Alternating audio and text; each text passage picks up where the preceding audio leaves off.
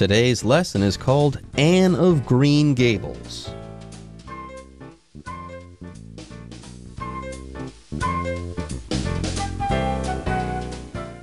Hello everyone, my name is Jeff. My name is Roger. Today we're going to be talking about a work of literature. Okay, this is an old novel that was written quite some time ago. It's kind of a romance novel, so it might be more suitable for girls. You know, us guys like to read war stories and stuff like that. Treasure Island, or Robinson Crusoe, stuff like that. But this is a story about Anne of Green Gables and all of her friends and her relationships. It's quite a wonderful story. It is, and at the beginning stages of this particular story, there's not a whole lot of romance. Anne of Green Gables, it starts out, she's a young lady. Anne here is Anne with an E. Okay, and later on as she grows older, maybe there is some romance involved. But for now, you don't need to worry about that. If you're a young man listening to this program, we won't be getting into anything as far as love is concerned today. No, we'll be reading a charming story from Canada there about Prince Edward Island, one of the provinces there on the east coast of Canada. And the story that we're going to be reading from that takes place there is called Anne of Green Gables. All right, folks, with that, it's time for us to take a short break, but don't go away. We'll be right back after this. Anne of Green Gables. Siblings Matthew and Marilla Cuthbert lived in Avonlea, a small town on Prince Edward Island in Canada. Matthew was getting on in years, and the two of them needed help on their farm, Green Gables, so they decided to adopt a boy from an orphanage. However, the orphanage unwittingly sent them Anne Shirley, a feisty red-headed girl with an active imagination. 大家好，第一部分我们看到单字 sibling， 这个字是名词，指兄弟姐妹。手足，例如 My siblings and I gave our mother a new dress for her birthday. 我和兄弟姐妹送给妈妈一件新洋装当做生日礼物。接着我们看到副词 unwittingly， 指无意的、不知情的。例如 Peter unwittingly revealed his credit card details to a criminal over the internet. Peter 无意间在网络上透露了他的信用卡资讯给一名歹徒。另外这个字去掉字首 un 就成了反义副词 wittingly，表示有意的、存心的。举例来说 I swear I didn't mean to hurt your feelings wittingly. 我发誓我不是存心伤害你的感情。再来我们看到单字 feisty， 这个字是形容词，指精力充沛的、活跃的。举例来说 Andy is a feisty little boy who likes to go hiking with his dad. Andy 是个精力充沛的小男孩，喜欢和爸爸去爬山。另外除了上面的意思，这个字还可以指争强好胜的、易怒的。像是 Don't touch the cat unless you want to see the feisty side of it. 请不要摸这只猫，除非你想要看到它易怒的一面。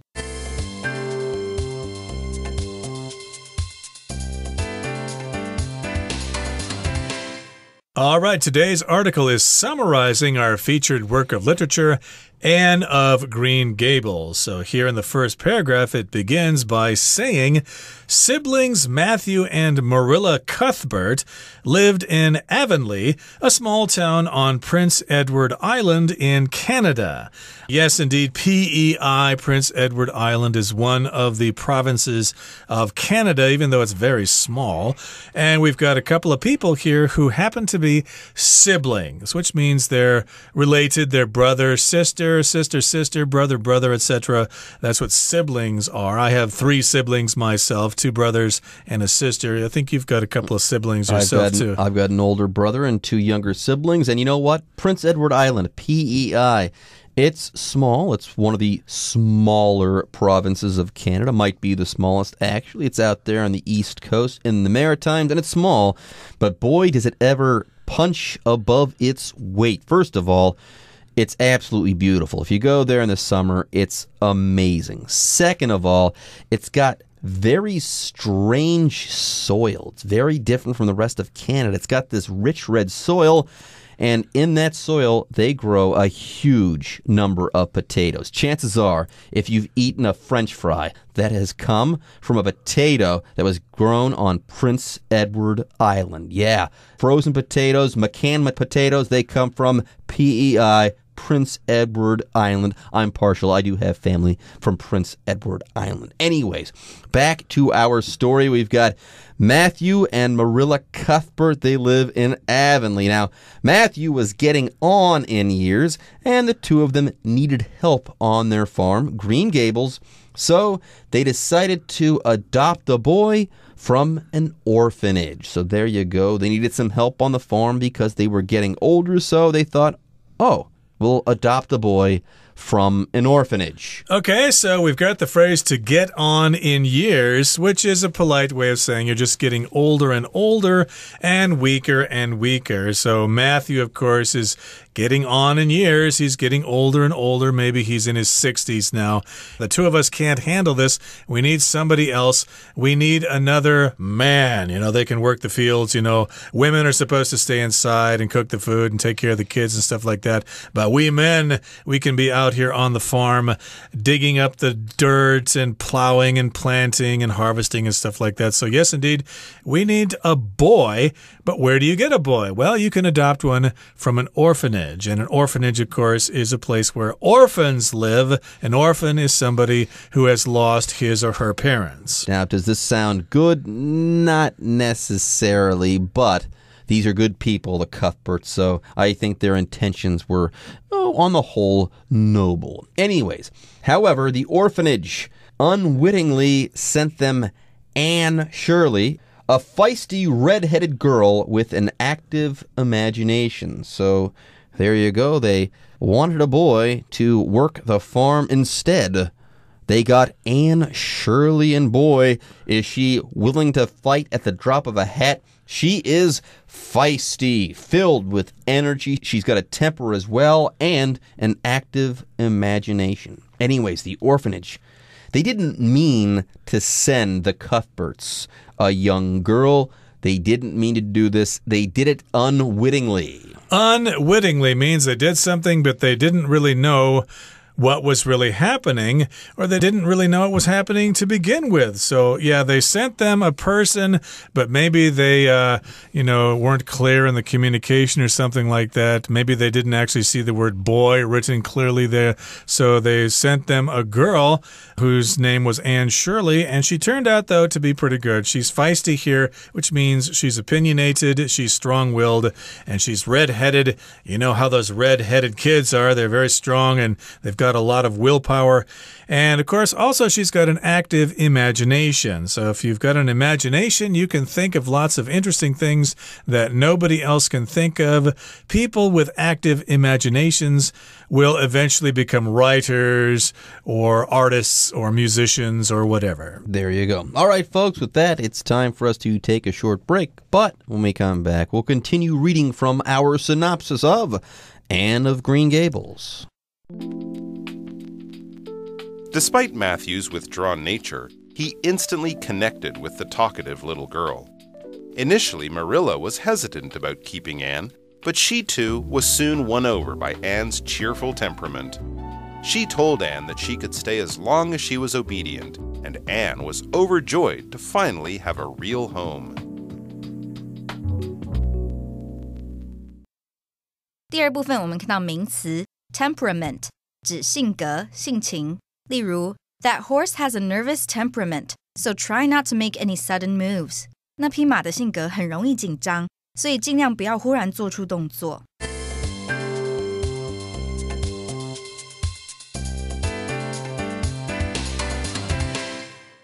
Okay, we're continuing with our synopsis of Anne of Green Gables. So, yeah, they probably were disappointed that the orphanage sent them a girl because they needed a boy to help them run the farm. But I'm sure Anne was very charming and they took a liking to her fast. Here it says, despite Matthew's withdrawn nature, he instantly connected with the talkative little girl. So, Matthew is kind of introverted. He's kind of shy. We're describing him as having a withdrawn nature. So if you are withdrawn, yeah, you don't really talk a lot with people. You kind of keep things to yourself. You're kind of shy. You're introverted, etc. You're not very outgoing. So even though he is withdrawn, even though he's kind of shy, he still really liked Anne here because she's talkative and he instantly connected with her. He found that he had something in common with her. They had a lot to talk about. So, yeah, even though he was shy, he still enjoyed her company. Anne has got something to her. She is talkative and she's filled with this active imagination. She can't keep her thoughts to herself. And yeah, Matthew, he likes her. He likes her instantly right away. Now, Marilla, on the other hand, she's a bit cold to begin with. Yes, initially, Marilla was hesitant about keeping Anne. Yes, send her back. We don't need this girl. We need a boy to work the farm. So initially, she had this attitude. She was hesitant about keeping Anne, but she, too, was soon won over by Anne's cheerful temperament. Temperament, basically your personality, how you behave. And she's generally a very cheerful, optimistic kind of person. Even though she came from an orphanage, she could be bitter and cynical about the world, but she actually is very cheerful, very optimistic, very outgoing. So all of them were won over by her. So the phrase to win over just means basically they control you, not necessarily in a military sense, but basically their personality is very impressive to you. You like them, so yes, you can win them over. A lot of people, when they first meet me, they think I'm some kind of weird, crazy clown or something like that, and they don't want to be friendly with me, but eventually they find out I'm a real sweetheart down to my core, so I win them over eventually. Now, Marilla, she told Anne that she could stay as long as she was obedient, and Anne was overjoyed to finally have a real home. So you can stay, but you have to follow the rules. You have to be obedient. And here's the thing, Anne, remember, she's got a cheerful temperament, but she's also feisty. And this might be a problem for her moving forward. It's going to make it difficult, I should say, for her to be obedient all of the time. Obedient, yes, to obey the orders, to do what you're told. And again, you can stay as long as you're obedient. So that's a condition here, as long as, if, okay? So one time I asked Dawn out on a date and she said, well, Roger, I'll go out with you as long as you pay for everything and take me to the most expensive restaurant in town, etc., and drive me around in your big Cadillac. I'll go out with you as long as you do those things. You have a Cadillac? Well, no, but of course I had to, offer a Chevrolet and she refused that. And of course I was heartbroken, but that is a long story that happened many years ago. But here, again, it's a condition here. As long as you're obedient, if you do what you're told, then you can stay here. That at least was Marilla's position. And Anne was overjoyed to finally have a real home. If you're overjoyed, that means you're really, really happy. There you go. You're overjoyed, over the moon, filled with joy and happiness. All right, folks, with that, it's time for us to take a short break, but don't go away. We'll be back after this. Anne strived to be good, but her emotions often got the better of her. One day, the town gossip, Mrs. Rachel, paid Marilla a visit. When Mrs. Rachel saw Anne, she made some insulting remarks about her red hair. Her words hit a nerve, for Anne had always hated her red hair. She became so enraged that she screamed at Mrs. Rachel.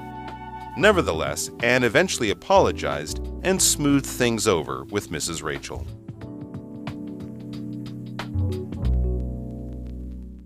第三部分我们看到单字 strive， 这个字是动词，指努力、奋斗，像是 strive to 加动词，表示努力去……我们可以说 Dean is striving to finish all of his courses in only 2 years.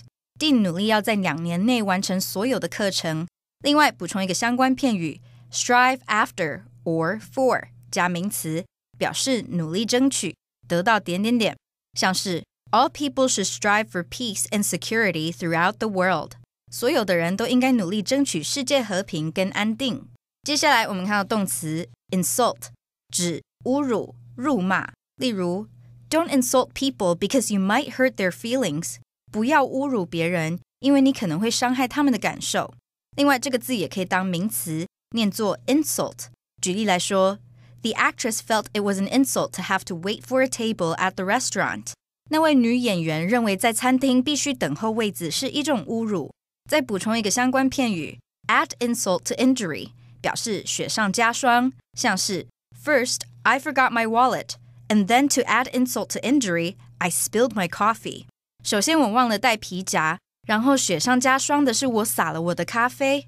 最后我们看到单字 remark 这个字是名词，指言论、评论。我们可以说 Yvonne made a remark about the store's bad service. Yvonne 对那间店的恶劣服务提出了评论。另外这个字也可以当动词，有说、谈到、评论的意思。像是 Alice remarked that the house was smaller than she had remembered it. Alice 说这栋房子比她记忆中的还小。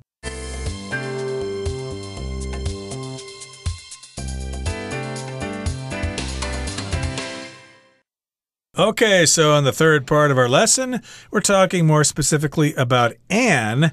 And Anne strived to be good, but her emotions often got the better of her. So here in this sentence, we've got the word strive as a verb, strive. That means you just really try hard to do something or to be a certain way or to reach some sort of goal. So she strived to be good. She tried really, really hard to be a good person.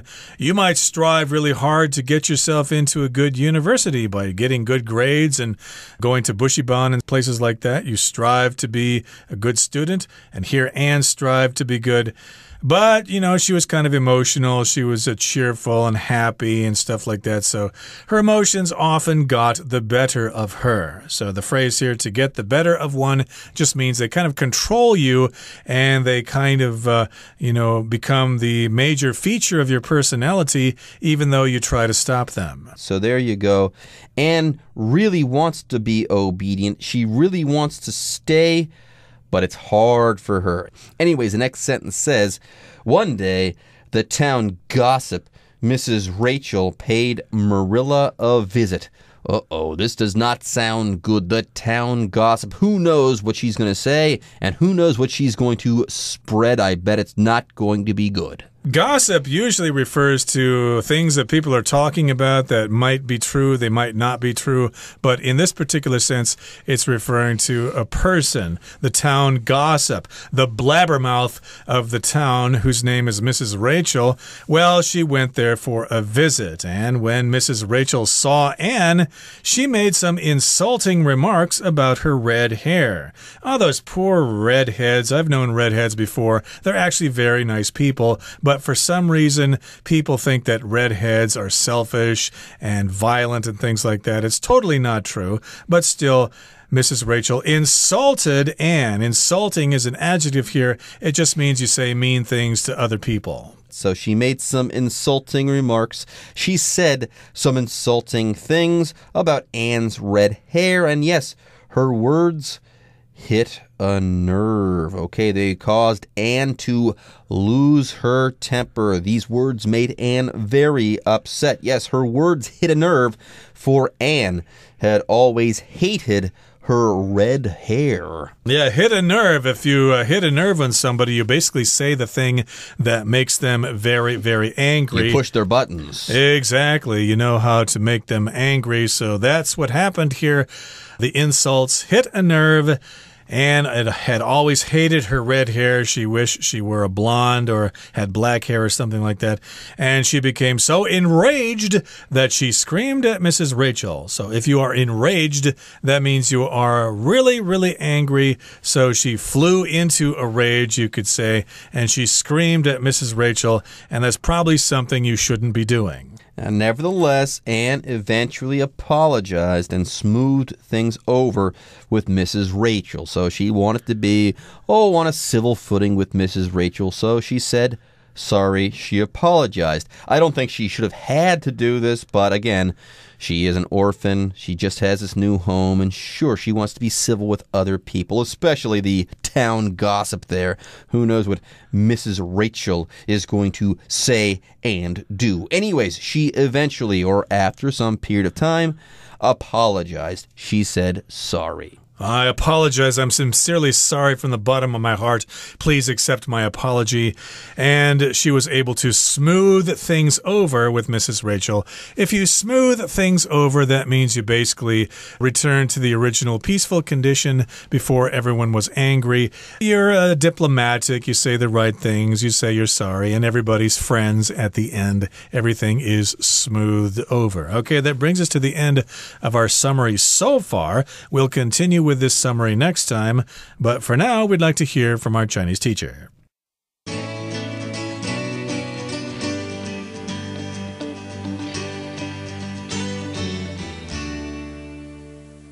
各位同学大家好，我是 Hanny。 我们来看今天的文法重点。课文第二部分的第一句写道 Despite Matthew's withdrawn nature, he instantly connected with the talkative little girl. 那我们先来看看 withdraw 这个动词呢，它有收回、提取或是撤回、撤退等等的意思。像 withdraw cash from an ATM 就可以表达从提款机去提领现金。Withdraw a charge 表示撤回告诉。那么 withdraw 它的三态是 withdraw, withdrew, withdrawn。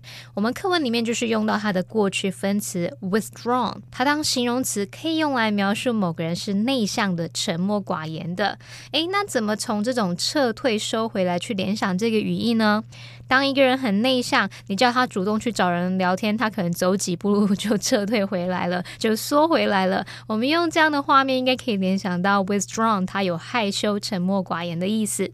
好，那么课文句子写到 Despite Matthew's withdrawn nature， 意思是说尽管Matthew 生性沉默寡言，但怎么样怎么样。好，那么 despite 和 in spite of 都有尽管虽然的意思，只是要特别注意它们是介系词，后面是接名词或动名词。那么它的句型用法就是 despite 或者是 in spite of 加上名词或动名词，逗号主词加动词。例如 in spite of the cold，They went for a walk. 尽管天气寒冷，他们还是去散步。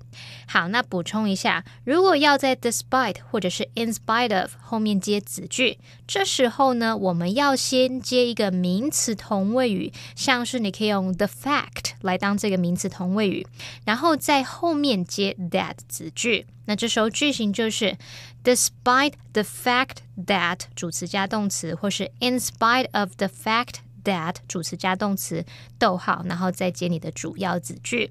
好，像我们刚刚的例句就可以写作 Despite the fact that it was cold, they went for a walk. 那这句也就相当于 Although it was cold 或是 Though it was cold, they went for a walk. 所以这边就是要特别注意 Though 是连接词，那么 despite 或是 in spite of 是介系词，它们后面接的东西不一样哦。好，课文下一句写到Marilla 起初对于收留 Anne 感到很犹豫，但也很快被她乐观开朗的性格所收服了。那这边要介绍的是 win somebody over， 它表示说服某人，像是说服他改变主意、改变想法等等，或是可以表达赢得某人的喜爱或支持。那么在课文里面，这个用法是被动语态，只是要提醒同学们 win over 它是可分片语动词，那它的受词可以摆在片语后方，或者是摆在 win 跟over 之间。如果是用代名词，那你就必须摆在这个 win 和 over 之间咯。例如 I believe we can win him over with these persuasive arguments. 我认为我们可以用这些具有说服力的论点来说服他，赢得他的支持。好，以上今天重点整理，我们回顾今天单词吧。Orphanage.Kayla's parents passed away shortly after she was born, so she grew up in an orphanage. Obedient. Tim is very obedient and always does what he is told. Strive. Every time there is a major event, news networks strive to be the first to cover the story. Insult. Jimmy got into trouble after he insulted his classmate. Remark.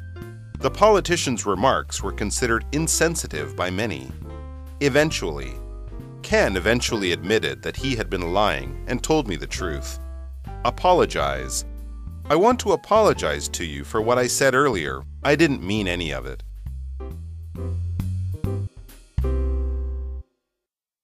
Okay, everyone. With that, today's article is now complete. But, as always, we sure hope that you guys have enjoyed reading along with us. Anyways, I'm Jeff. I am Roger. See you next time.